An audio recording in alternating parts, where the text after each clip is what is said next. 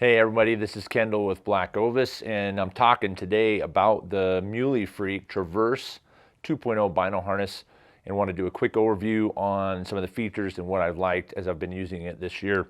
I'm wearing the large version, and then there's a regular version right here. Differences between the two as far as height-wise, you've got 7 inches, 8.25. I chose the large because I was primarily using this Bino harness in Idaho this year for bear hunt, and I've got the 12x50 Saguaro ELs in here, and that's what I was glassing with. And I'll probably take this to Colorado for my mule deer hunt just because this is nice and accommodating. As far as overall features, and then let me do a rundown on that, and then I'll talk a little bit about which binos fit in which. It's a front-facing Bino harness, got a nice soft fleece on the inside, really well padded. I mean, it gives you the sense that, I mean, you could drop this off a cliff and you're probably going to be okay. Any sort of banging or whatnot, you know, if you're like me, you pull the Bino harness off, it goes in the truck or in the pack, and then it might get kicked around. So definitely feel comfortable. It's got a rigid top, which kind of makes that top like this. Pull tab right here. On the side, you've got 2 pockets that show that you can put random stuff in. So I've got my earplugs from that rifle bear hunt in this side still. It's got a zipper pouch in the front with a little bit of a bellow.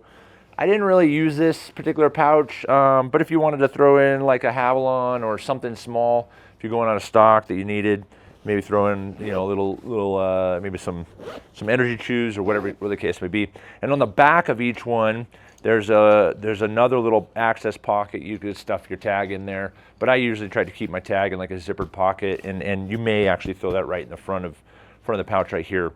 The tension on the top of this is from a drawstring on the bottom, so you can see that right there. That drawstring, as you pull that or increase the tension on that, it increases the tension on the side, which helps it kind of keep its shape. I really did like using this. The fabric, it's not the quietest, but it's also not the loudest I've ever come across. And I suspect, you know, if you really wanted to make it softer, you could wash it and it might soften up over time. The one criticism that I probably would give is this lip on the top right here. It's just not, I don't know if it's not high enough or stout enough. Sometimes as you really have to get that up and over. Here's the pinch, is if you increase the tension to get like a better pull down, it ends up not necessarily, it's harder to get up over that lip. So I did find a few times that wasn't a full closure. You're gonna get maybe some extra, you know, twigs or junk that's gonna get down inside. So that's probably one little criticism point I have, but seriously, all in all, I really enjoyed using this harness. The harness itself probably could be a little narrower. I'm more of a minimalist. I don't mind having just a strap versus a big pad, and it's got a little bit of padding. And the back shape is definitely comfortable. Didn't find that it was impeding anything, but I think that the width here on the pad is not really necessary for me.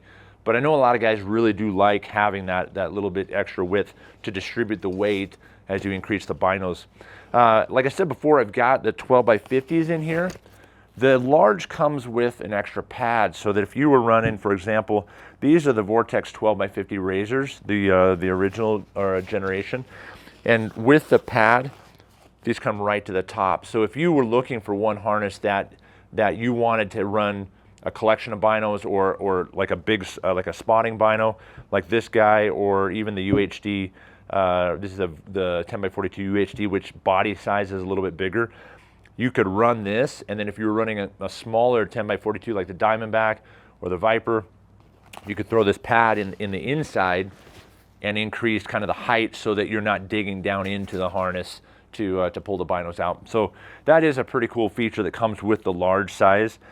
Just for sizing comparison, you can see how deep that 12x50 razor goes. Looking at the Vortex 10x42 UHD, which is a larger body size than the original razor, that's where it comes up right to the top. And then comparing with the 12x50 EL Saguaros, and this does have the Outdoorsman's peg on it.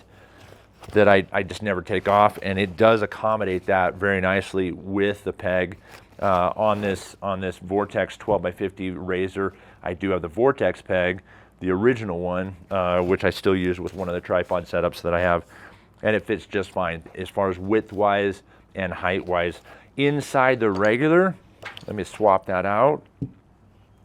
Inside the regular size, you can see this 12x50 with the eye cups down, without the covers on the front, and with the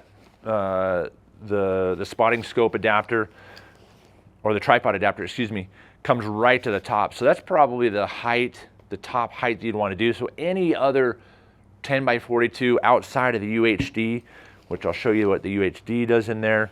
If you're shopping around, you're trying to figure out which one's going to fit. Now I've got the eye cups on here. These are the ones that go on the inside. They don't go on the outside like the old ones, old style does. Eye cups are down. We're going to roll those all the way down.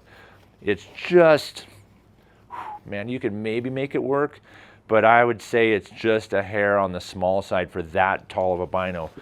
But again, on the 10x42 world, this UHD is a larger body than most of the ones you're going to find, unless you have some old school. Two other things I wanted to mention. I employ just one strap, and I always run a little carabiner because I don't like running these little keychain things through my binos. So this comes off, but it does have a second one on this side if you want to use both tethers, and it's just an elastic bungee. So there is a way to retain your binos so they don't pop out and roll down the hill when you lean forward to grab your pack or whatever. So all in all, I really do like this harness, and I'm really psyched about using it this year more. You can get the additional rangefinder pocket that you can utilize. I don't necessarily utilize that. I do a different system that I think just works better for me. So if you're in the Bino harness world and you're shopping around, give Muley Freak a look. I think it's very, very much worth the money and worth the investment. And this design, the 2.0 design, is far superior to the original design that they came out with. So if you have any questions about this Bino harness or any other of the Bino harnesses we carry at BlackOvis, give us a call, drop a comment below, and we'll see you in the next video.